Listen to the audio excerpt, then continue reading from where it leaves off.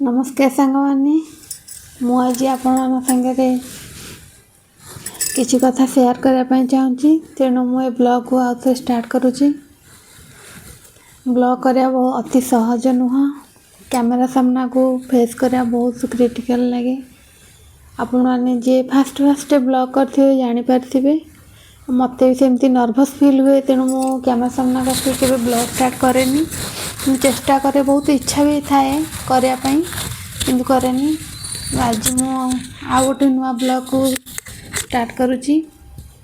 जेहेतु आपण मान संगे मोर किसी कथा शेयर करार अच्छी मु कहवाई चाहूँगी जे आम फाइनाल घर छाड़ुचु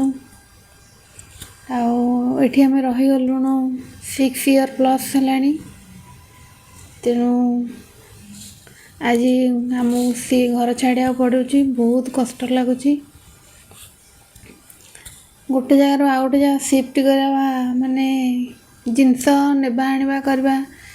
से तो कष्ट लगे किंतु बेसी कष्ट लगे एठाकार लोक मान संगे मिसी जाइतिबा आ स्नेह ममतार बांधी होइतिबा से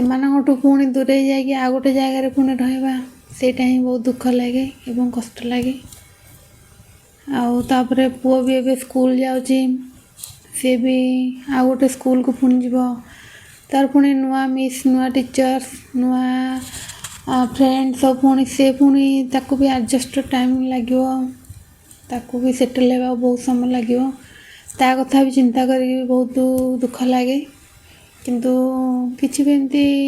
उपाय नहीं निहाती आमको जीवा पड़ो तेणु एटू केमी जिते जीवु केमी जीवु केमती को माने एत कोहभरा लगुच पूरा माने कही भी होनी।